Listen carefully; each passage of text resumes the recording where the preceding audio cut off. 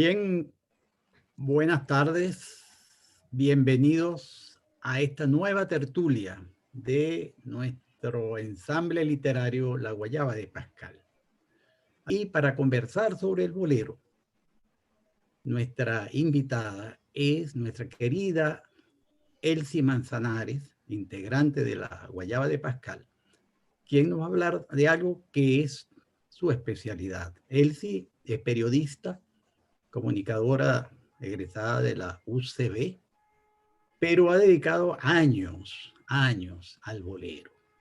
Por mucho tiempo fue conductora de un programa de boleros nocturno en la emisora cultural de Caracas, que se llamaba La Noche de Anoche. Y con ese mismo título escribió un libro, un ensayo, que entra profundamente en la historia, en la concepción de la lírica del bolero, en sus intérpretes, en sus compositores. Y pues nadie más autorizado que Elsie para hablarnos de eso. Bienvenida, Elsie.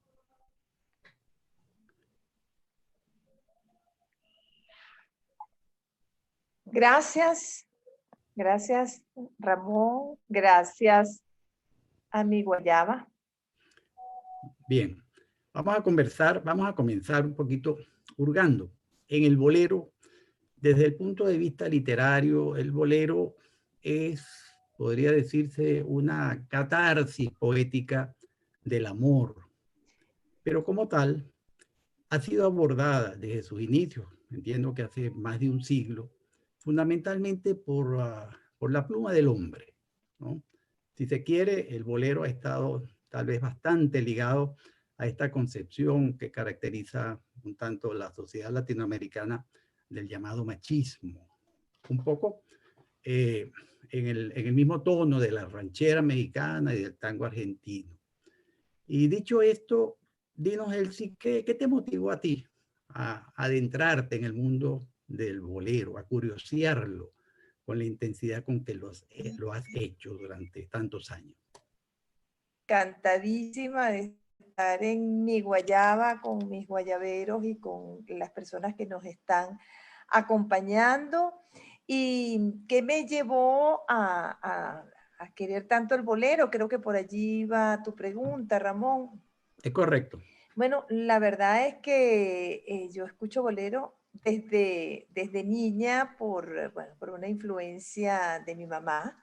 Mi mamá me amamantó con bolero y pues desde siempre me encantó la música y la he vivido y mientras crecía pues me iba empapando más de ese discurso amoroso tan divino y tan pegajoso.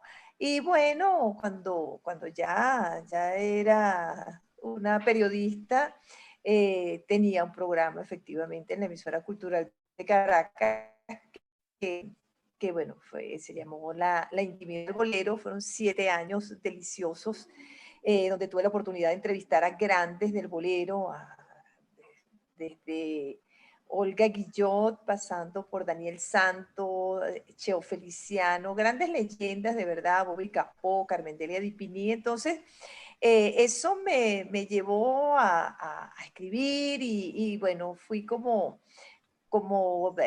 tal vez vertebrando un poco más el bolero. Entonces, bueno, es el género que me ha acompañado toda la vida. Pues muy bien. Ahora, fíjate, como entrando un poco a ver esto desde el ángulo del cual se ocupa tanto la Guayaba, que es el aspecto literario de la vida misma.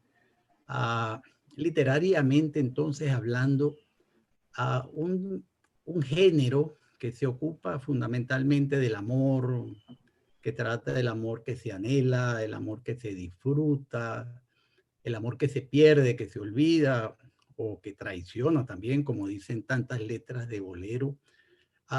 ¿Tú piensas que el bolero podría generalizarse como un género cursi o su poética vuela más alto que eso? Vamos a ver.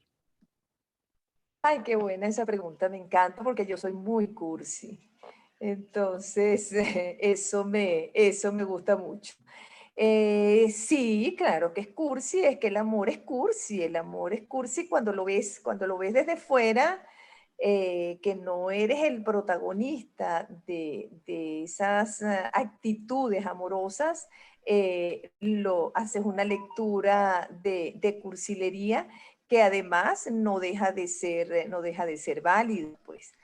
El bolero es sentimiento y el sentimiento cuando lo sacas, cuando lo ves de una manera en el bolero, hablando del bolero, eh, lo vas a ver cursi, toma este puñal y ábreme las venas, es decir, el que lo compuso y el que lo está cantando lo está sintiendo de verdad, pero el que está afuera dice, pero esto es una cursilería. Entonces, yo estoy muy de la mano con Agustín Lara, que Lara se declaró absolutamente cursi. Cursi en las letras, cursi en su forma de amar, y yo creo que sí tiene una gran carga de cursilería el bolero. Cuando lo intelectualizas, lo dogmatizas, le creas historias narrativas diferentes, ya deja de tener ese sentimiento. El bolero sale del corazón, sale del dolor, como tú bien lo dices, del desamor, de esas fibras y bueno, sí, yo soy terriblemente cursi como Agustín Lara y esa es una comparación que me hago nada más en eso, ¿no? En la cursilería. Ahora, fíjate, mucha gente asocia el bolero, sí, prima facie, a primera vista, con el despecho. O sea, bolero como sinónimo de botiquín y de rocola, de gente que está sufriendo y descarga ese sufrimiento oyendo un bolero o cantando un bolero, buscando un guitarrista para que le suelte un bolero y pasar esa pena. ¿Se queda allí o tú valoras o tú aprecias otras facetas del bolero que son un poco más, vamos a decirlo de esta manera, más positivas en cuanto a la relación amorosa que esa lírica del bolero relata, más allá del puro despecho, que es una percepción primaria que mucha gente tiene de este género? Pues mira, en mi libro, La noche de anoche, yo dedico un capítulo que se llama El preludio, el ludio y el posludio, justamente para entender y para diseccionar un poco esas tres fases del amor. En el preludio, bueno, es el preludio, pues es esa parte amorosa de acercamiento del sujeto amoroso donde no se sabe qué va a pasar, donde si será o no será, me aceptará o no me aceptará, es una parte bellísima del bolero. Luego está el ludio, lo que yo llamo el ludio, que ya es la parte meramente amorosa, que es el momento del amor ya, digamos, declarado en acción, en actividad. Allí yo declaro al maestro Manzanero como el gran compositor del amor. Realmente es, para mí, por excelencia, el gran compositor del amor. Yo me atrevo a decir de manera arbitraria un número que es, yo creo que el 90% de las composiciones de Manzanero son dedicadas al amor, a esa etapa amorosa, a ese ludio, a ese momento amoroso. Luego está el posludio, que además lo llamo allí como también lo llamamos en Venezuela, barranco, que es cuando aquello se acaba, y en mi investigación, una de las cosas que hace un desbalance tremenda es esa, es decir, la mayoría de los boleros que yo analicé y que yo saqué, que listé para entender estas tres fases, Sí, hay lo que un me puse a ver. desbalance muy grande cuando vemos el posludio, porque allí está, bueno, Agustín Lara, que lo acabamos de nombrar, y todos los grandes están allí metidos en ese canasto, digamos, porque si bien es cierto que es una narrativa amorosa, que es una narrativa de acercamiento al sujeto amado, no lo es menos que es un canto al despecho, es un canto al desamor, y sí, efectivamente, es un canto de barra, con el vaso en la mano y el recuerdo en el corazón.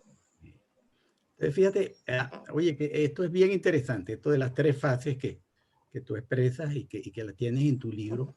Ah, en la fase final, la fase esta del postludio o del despecho, es allí quizás donde más se manifiesta, digamos, la orientación machista de del bolero, pero ¿no ves tú allí también hay un cierto contrasentido? Porque cuando se escribe un bolero para llorar por la mujer que nos abandonó, que nos traicionó, que nos mintió, el hombre se victimiza. Fíjate que pareciera que entonces allí se derrumba el poder del macho que controla la situación y llora a la mujer que, que le está causando el dolor, ¿no? No sientes que entonces hay un contrasentido del machismo que se escribe y esta cosa que se manifiesta como, en la que se manifiesta como víctima.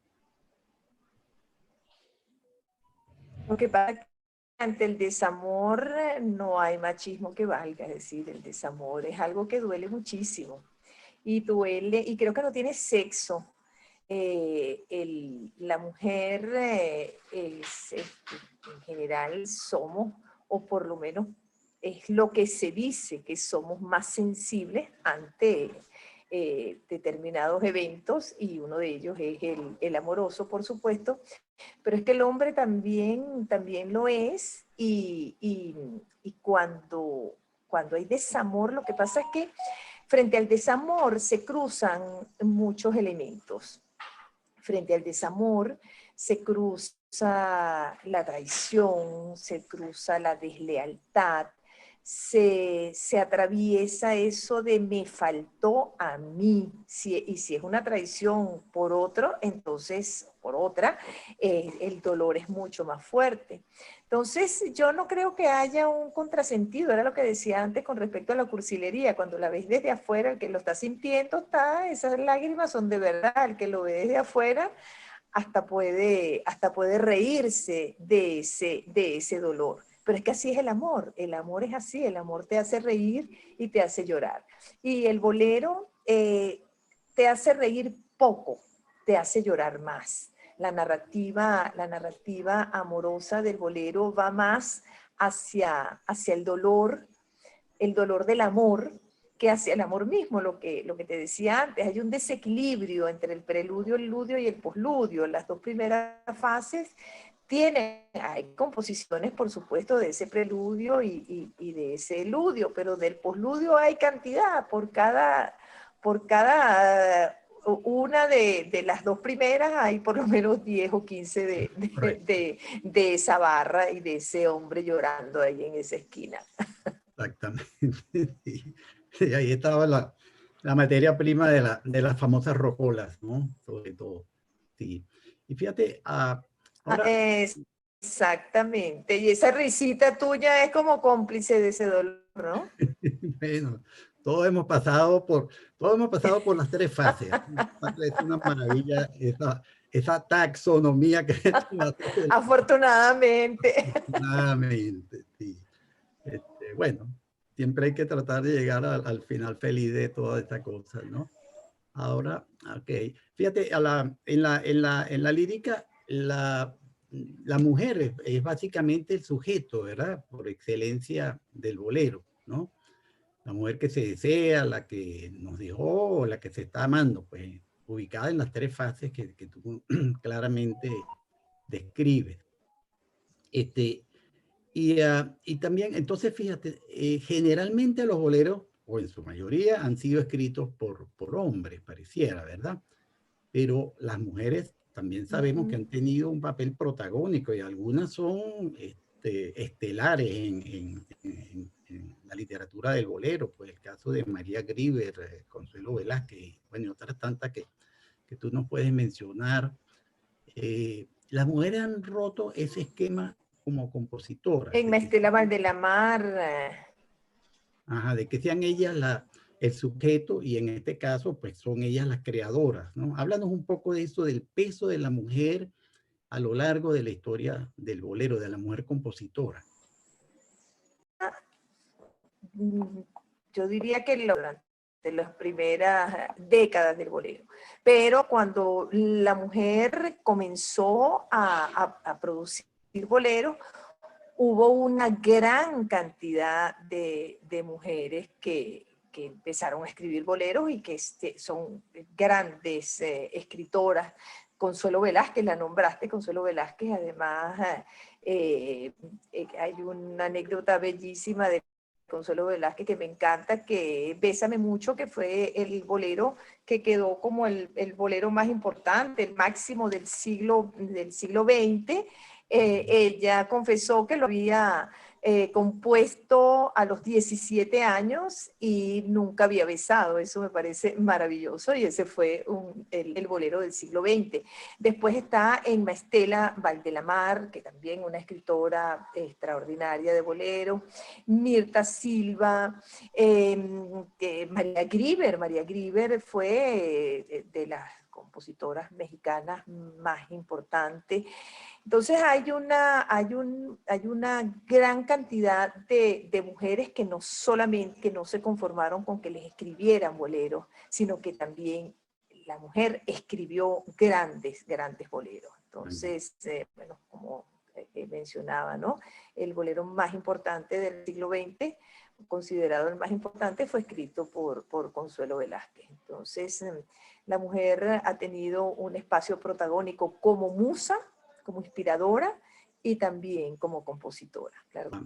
Hay una corriente a la cual tú le dedicas bastante en tu libro, que es la llamada corriente feeling, ¿no? El feeling, bueno, que viene, pues, por supuesto, del inglés, del sentimiento o sentimentalismo. ¿Por qué no escuchamos una canción que es significativa en esta corriente y después quiero que tú la comentes, por favor? Claro que sí.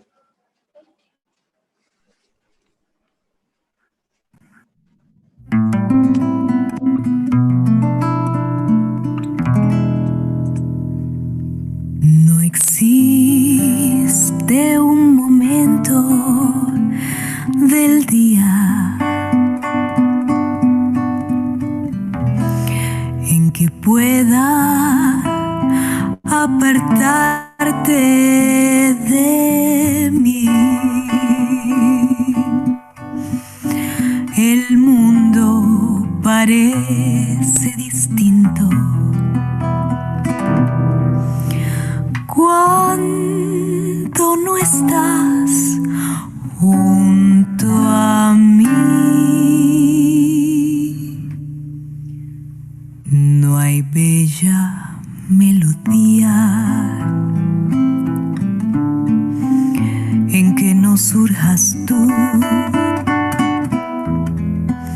ni yo quiero escucharla si no la escuchas tú. Es que te has convertido en parte de mi alma. Ya nada me consuela si no estás tú también. Más allá de tus labios, del sol y las estrellas,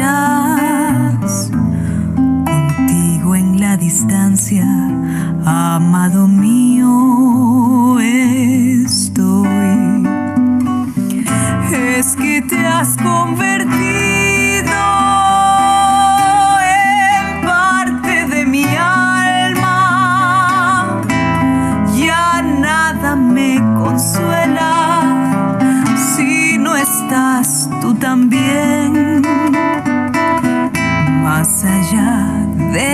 los labios del sol y las estrellas, contigo en la distancia, amado mío,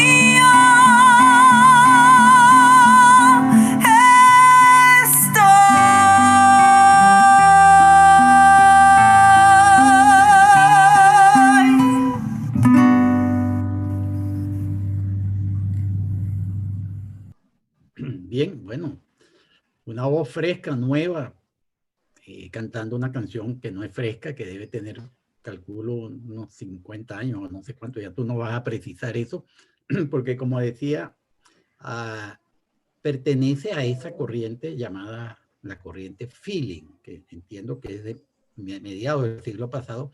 Háblanos un poco del peso de esa corriente, qué fue lo que recogió, porque entiendo que ahí hay fusión de otros géneros, seguramente como casi todas las fusiones que se han dado aquí en el continente, pues el jazz a lo mejor tiene allí un papel que jugar, etcétera. Háblanos de eso, por favor, Elsie.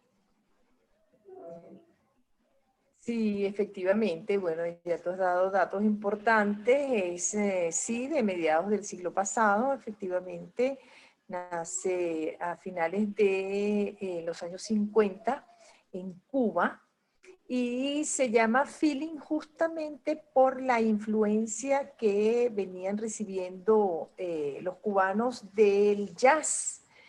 Se reunían en la casa del padre del feeling, César Portillo de la Luz, y allí, en principio, me contaba el propio César Portillo, fue uno de los grandes que tuve la oportunidad de entrevistar, que ellos empezaron a reunirse en su casa para escuchar jazz. José Antonio Méndez, que es el otro padre también del movimiento, y de allí comienzan a sacar acordes diferentes a lo que se venía escuchando, ¿no? Recuerda que en Cuba veníamos con el trío Matamoros,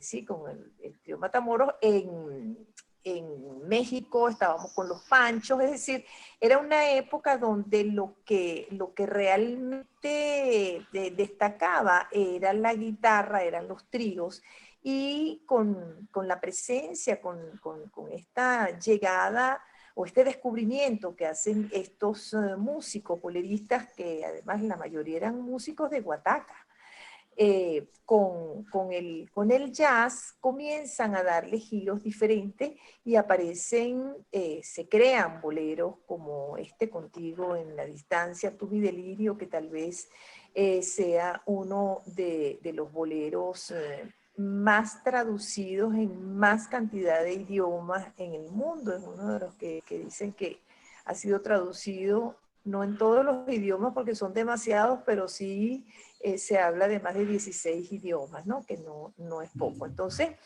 esa sí fue una corriente machista, hablando del tema de la presencia de la mujer.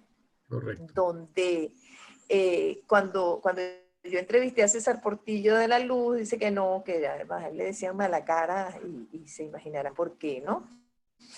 Un tipo muy recio, pero bueno, lleno de una cultura musical deliciosa, y él decía que no, que ahí sí iban mujeres, que sí, claro que sí, porque bueno, y de allí sale Elena Burke, por ejemplo, que venía del Cuarteto de las Daidas con Aida, ay Dios mío, me escapa el apellido, Aida, bueno, ahorita me acordaré, y Omar Portuondo. Entonces, Elena Burke tiene Aida Secada, y y Elena Burke tiene entrada allí, pero además Marta Valdés, cuando entrevisto a Marta Valdés, porque sabía que Marta Valdés había estado en el movimiento feeling, me dijo, no, es que esas son cosas de mala cara, porque yo soy compositora, yo no soy cantante, y yo también salí del movimiento feeling. Entonces sí había ahí un 3 y 2 divino, musical, muy queridos ellos todos, pero donde sí había una marca un poco del machismo, y de allí salen bueno, muchísimas composiciones maravillosas, y esta que acabamos de oír, como dices tú, bien dijiste, de una voz fresca y además muy afinada, muy linda. La interpretación. Entonces, bueno, el movimiento feeling definitivamente sí marca un punto y aparte, y se incorpora, y uno de los que incorpora este instrumento también al bolero, que esto sí era una novedad, es el saxo, que lo incorpora Leonardo Acosta en Cuba. Entonces, bueno, sí se da una mixtura deliciosa, y bueno, hace que sigamos Bueno, aquí tuvimos disfrutando de los yo boleros. recuerdo en el Rosal había un sitio, oye, era muy grato para ir a tomarte un trago y a bailar, que se llamaba El Feeling, ¿no? Justamente, y ellos El cultivaban también feeling, sí. esta misma música de tanta intimidad, ¿verdad? En las letras, cuando uno oye la que oímos ahorita y el delirio y tal. Sí, ahora, en cuanto a la sobrevivencia del bolero, del género bolerístico, como todas las cosas de la vida, pues que nacen, tienen un auge, decaen, mueren eventualmente. ¿Cómo ha sido esa curva del bolero en esos más de 100 años que tú nos decías que tiene de creado el bolero, desde el primer bolero que se hizo en Cuba, creo que dijiste? ¿Cómo ha sido esa curva de vida, de existencia del bolero, y qué piensas que le espera? Pues ha tenido altos, bajos, ha renacido como el tango, por ejemplo, que el tango tuvo su decadencia y renació sobre todo a finales de los años 80. ¿Cómo ha sido la historia del bolero? Ha sido bastante ondulada en materia de curvas, ¿no?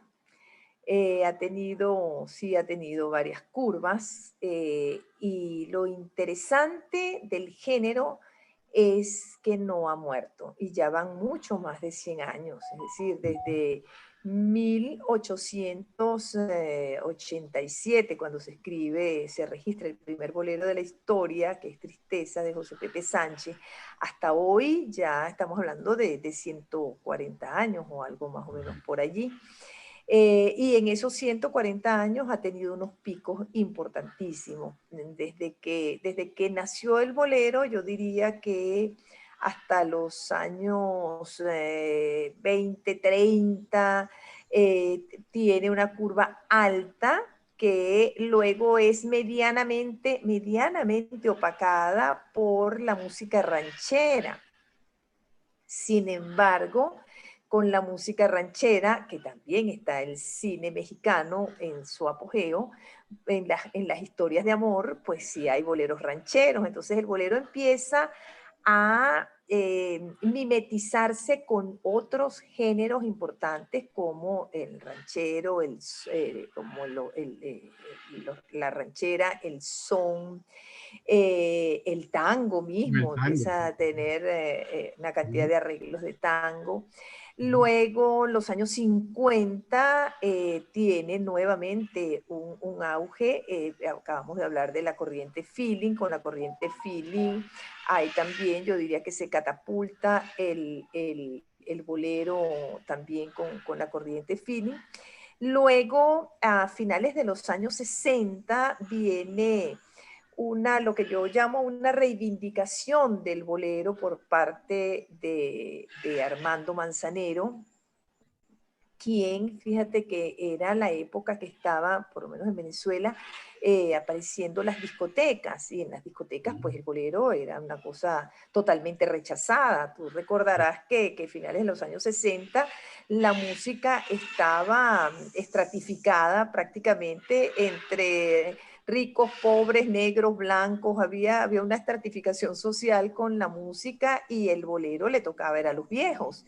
Entonces, por supuesto, no tenía cabida en las discotecas. Sin embargo, cuando aparece ese primer disco de Manzanero, Adoro, Mía, Esta tarde vi llover, No, entre otras, yo creería que es el primer disco de boleros que se toca en las discotecas.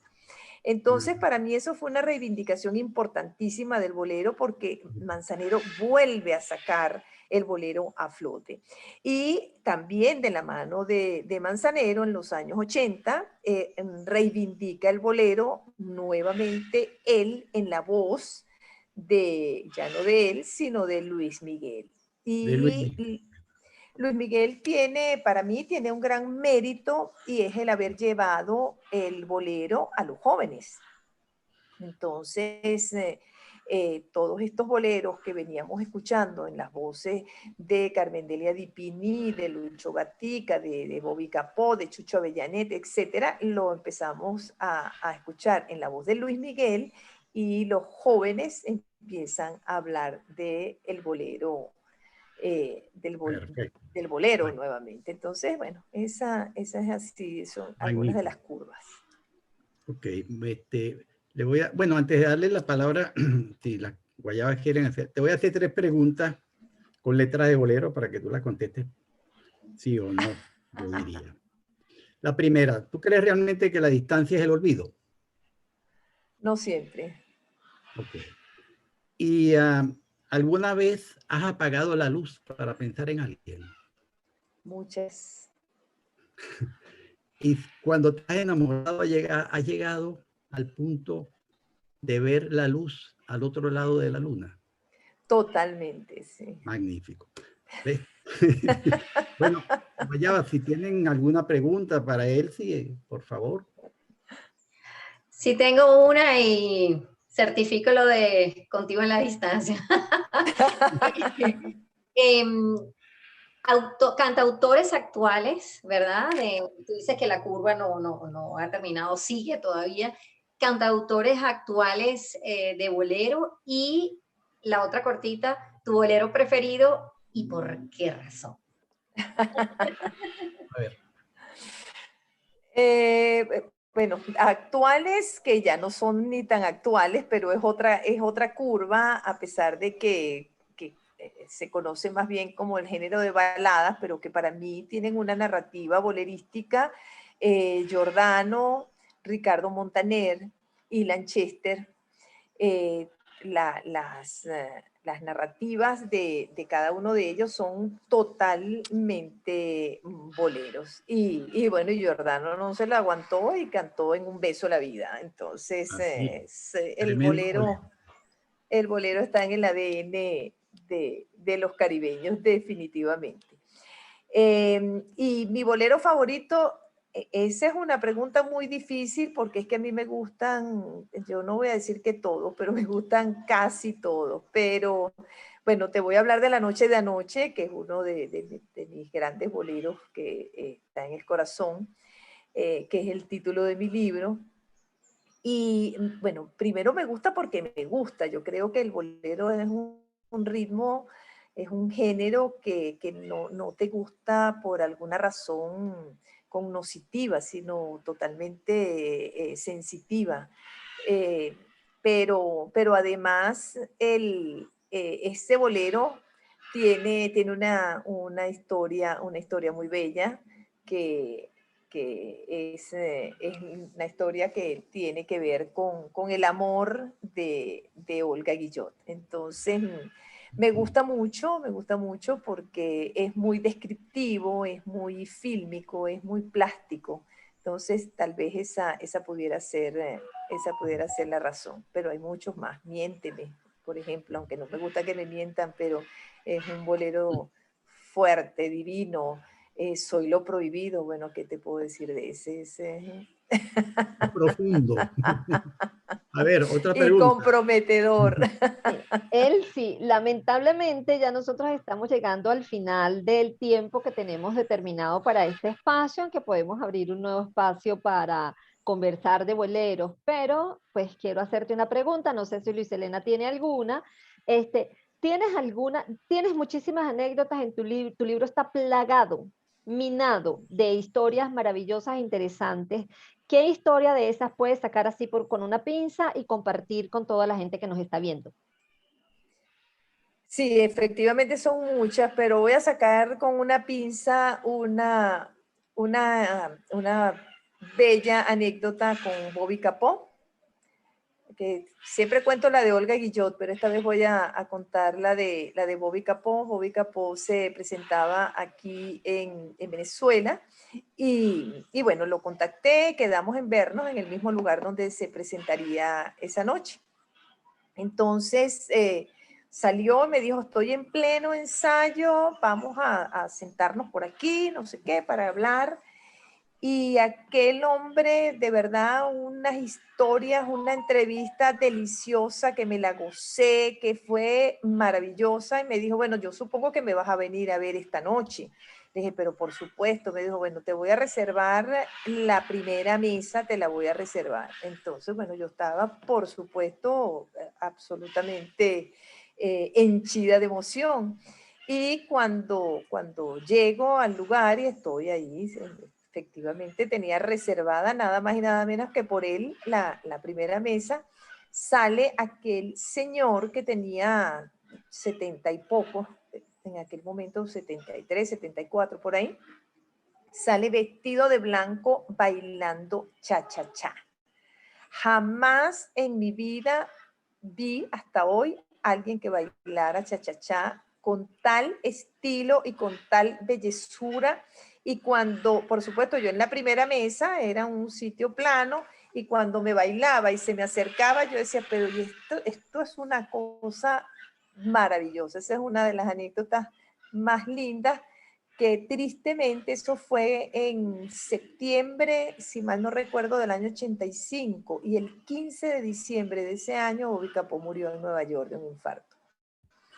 Cuando recibí esa noticia me cayó malísimo porque de verdad que fue un encuentro con él fabuloso. Fabulosa anécdota con el creador nada menos que de Piel Canela. De Piel Canela, pues, sí señor, y Juguete, entre otros.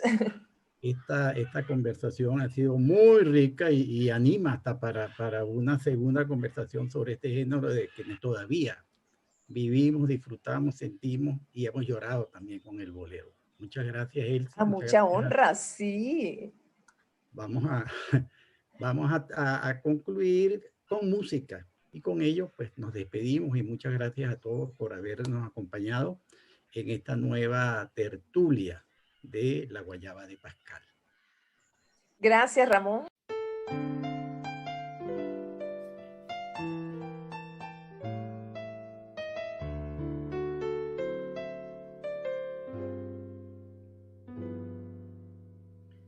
Arranca de la vida de un tirón, que el corazón ya te lo he dado. Apaga uno por uno sus latidos, pero no me lleves al camino del olvido. Arráncame la vida de un tirón, que mi razón se fue contigo. Oblígame a vivir para tu amor, pero no me obligues a decirte adiós.